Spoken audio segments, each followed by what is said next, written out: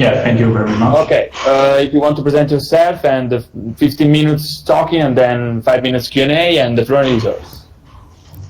Yeah, thank you very much, and welcome very much, ladies and gentlemen, from Berlin. My name is Christian Dictus from Humboldt-Universität zu Berlin, and I'd like to present you the research of Rüdiger Thiemann and me on the topic fostering critical thinking by a gamification approach. And actually, we are already living in a very digital world. There are smartphones and apps and virtual reality systems, and some of these tools are already very commonly used gadgets.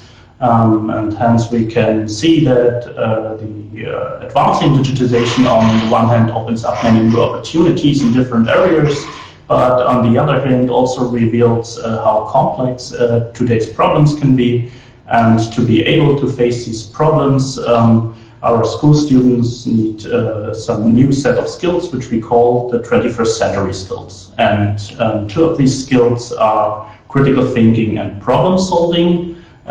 These two concepts are already well-known concepts, but it still lacks digital tools to foster these skills, as we could hear in the presentation before, especially in the school level. And another difficulty on that is that it is much harder to maintain the student motivation on high levels so that the students can also solve these problems.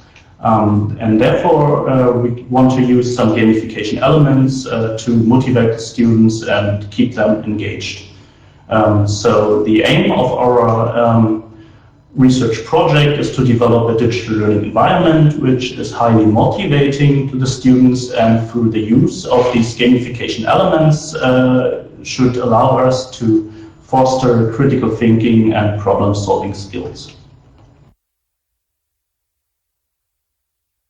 I just want to give you a little brief look at the theory behind gamification. We already heard about the definition of Dictus et al. He defines gamification as the use of game design elements in non-game contexts. So in our case, the non-game context would be the educational context, and based on that definition, Kim et al. Defined that gamification a little bit more precisely, a set of activities and processes to solve problems by using or applying the characteristics of game elements. So as you can see in this definition, the problem solving is already included in the definition, and that's what is good for us. And the question now is, what is actually possible when we use gamification elements? And this has also already been shown by several studies, like from Buckley and Doyle, for example, or from Saylor et al. And they found that the use of gamification elements leads to increased motivation among the students, and can also be able to, and it's also possible to increase learning outcomes by this, which has been shown by Hamari et al. As well as Buckley and Doyle's studies. And based on these results, we hope to engage students into the learning process with our game, and to spend enough time to get good learning outcomes on the topics. So in our digital learning environments, the students are guided through different problem-solving phases, which can be described by the model of Scherer, Messinger, Coppelt, and Thiemann. As understanding and characterizing the problem, representing the problem, solving the problem, and reflecting and communicating the solutions. And if the students successfully went through all these steps, they might be able to transfer problem-solving skills on other related problems. And in the first part of the game that we developed, which is called Midterm Tutorial, we just implemented the first 3 steps of this problem-solving phases.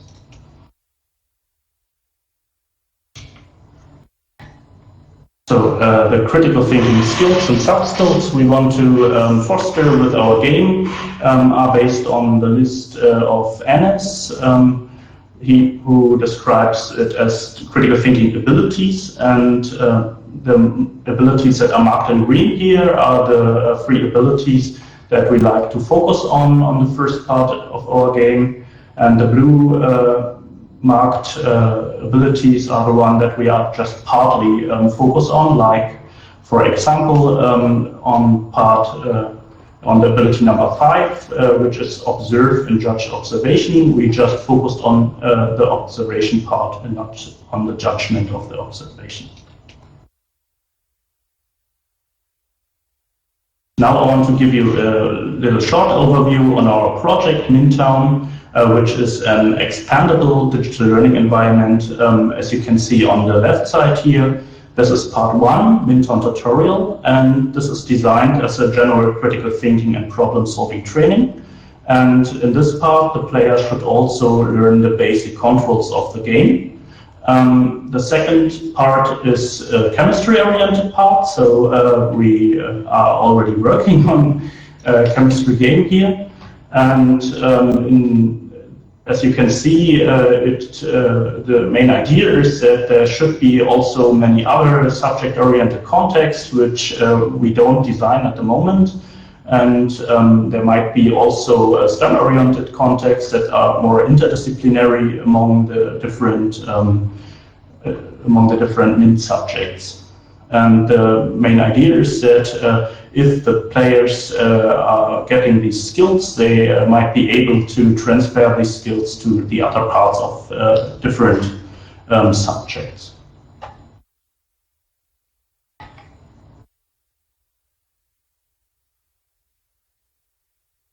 So, for the development of our game Mintown, we are following the model based on the FDDLE framework by Timanet Anaga, which is divided into the 5 steps: analysis, design, development, quality assurance, and implementation and evaluation.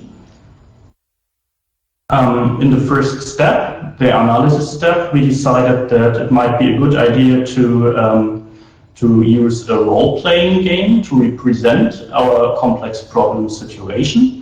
And that will allow us also to foster the critical thinking skills along the problem-solving phases we have implemented into the game.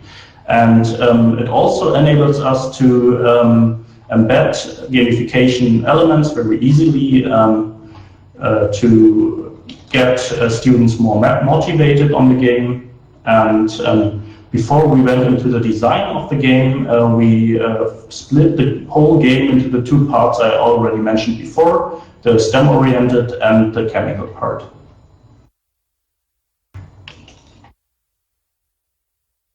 So in the design step from part 1, Mintown tutorial, we decided for the different critical thinking skills and problem-solving phases we want to implement into the game.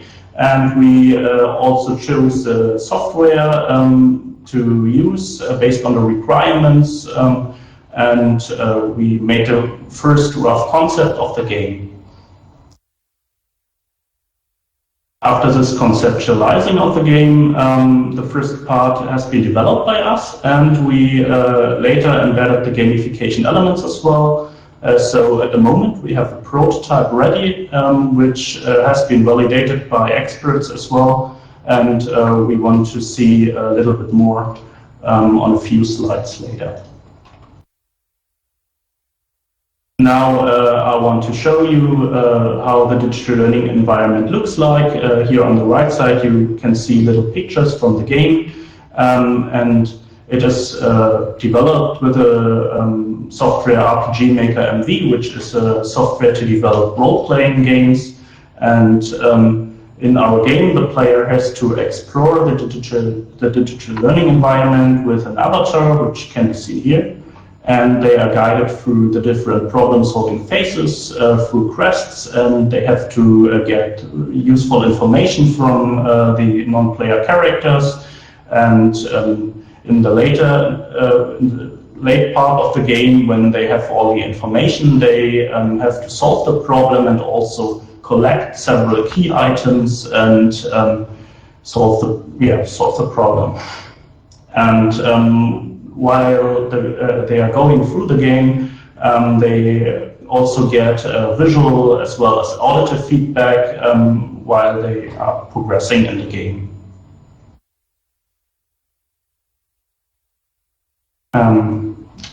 As I mentioned before, the prototype of the first part, Minton tutorial, is already finished and has also been validated by experts, which are doctoral students, and we asked them about the addressed skills, about the motivational effects of gamification elements, and also we asked them to give us open feedback, so we know what parts of the game should be improved. And now we had to decide if the game would go into another development circle, like could be seen here, or if the game can already be implemented and evaluated with our target group. So I want to show you a few of the results. Here you can see the descriptive information on the game progress. We asked these 6 doctoral students to give us information, and their mean effective playing time was 42 minutes. And actually 5 of the 6 students were able to finish the game as well. And in their open feedback, 2 of these experts suggested to us that collecting information was partly difficult. That was because it wasn't always clear which information was missing and where it could be found. Another feedback we got was that the storyline and the quest line were logical and well designed, which is very good. But they also gave us the tip to add the quest log, for example, or separated chapters, which would provide visual feedback on the game progress and help the students stay motivated. Yeah, regarding the problem-solving phases we implemented into the game, we could see that the experts successfully identified the 3 phases that we implemented into the game. And on the open feedback, we also got the information that the problem characterization step should be supported a little bit more by, for example, gradient learning aids.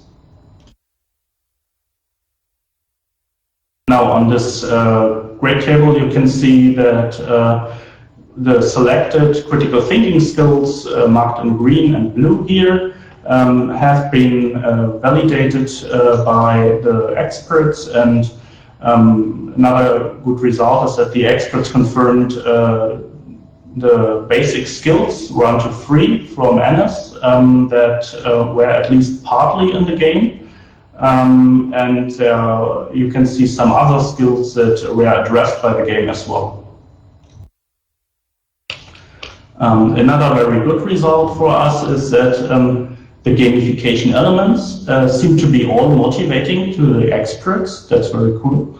And the greatest agreement was on the use of key items and the interaction with NPCs and the storytelling part.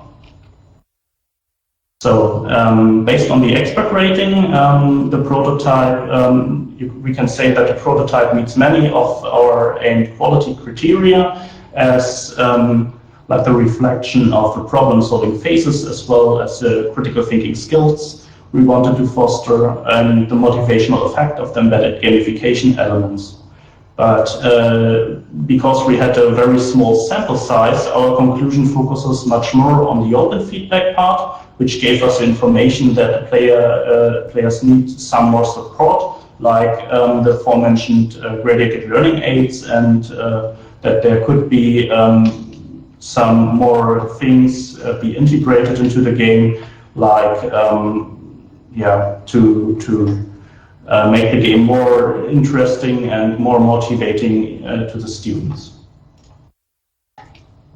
So the next steps we have to face are the quality improvement part of the first game part, Minton tutorial, which will be followed by another expert rating, this time with students of chemistry education. And hopefully we will get a little bit greater sample size this time. And the next thing we have to do is the development of the chemical part. And based on the development framework I already showed before. And if both parts are ready, then we want to evaluate them with our target group, which will be 10th grade students. And then we can implement the game for teachers, and that's our target. Yeah. So here are my references. And I'd like to thank you very much for your attention and interest, and I'm very happy to answer your questions now. Thank you, Christian. Perfect on time. Yeah, if someone has any questions, please, unmute yourself or write down the question on the public chat.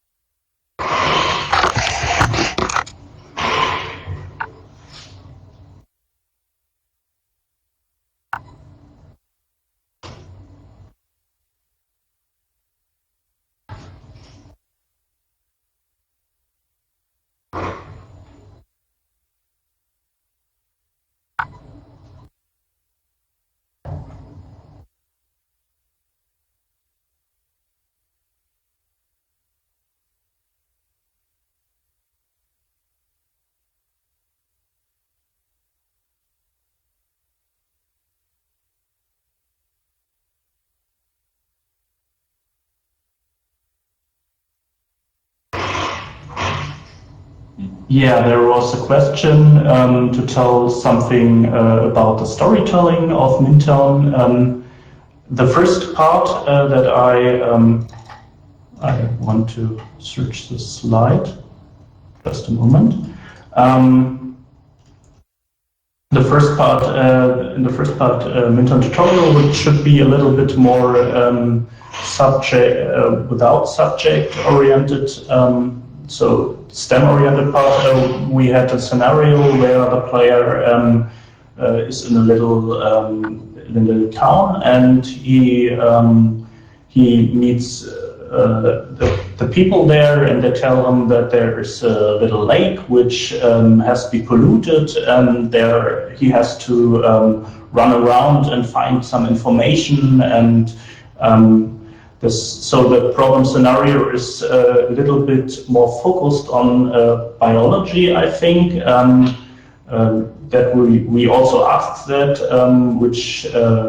which topics are important for this game, and that showed us that biology is very focused in this game, and a little bit of chemistry as well, as the player has to learn something about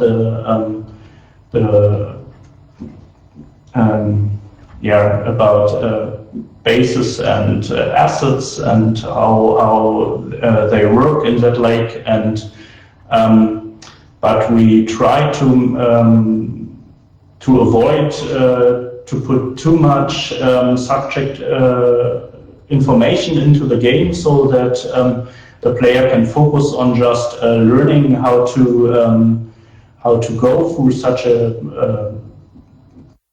a problem-solving process, and he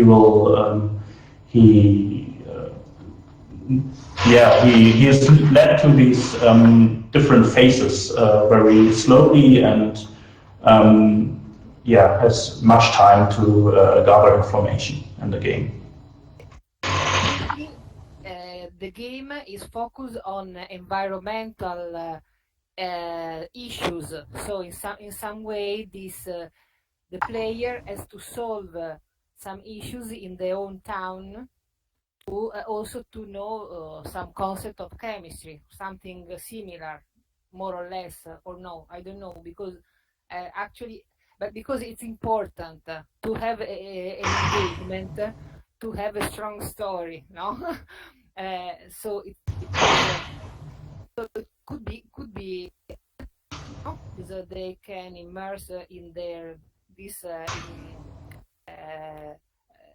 touristic town, and they have to solve a problem by solving quiz or other and connected with physics, chemistry. That is in some way what happened in the reality. Thank you so much. Yeah, thank you as well. Yeah, actually, it was very difficult to hold the first part mostly subject free. Of course, no story is subject free. You always have to put a little bit of subject knowledge into the game, but we tried to give enough information to the player to make it possible for a player of to make it possible that the player don't need much subject information before playing the game. Are there any other questions? Yeah, one last question if anyone has it, otherwise we should go on.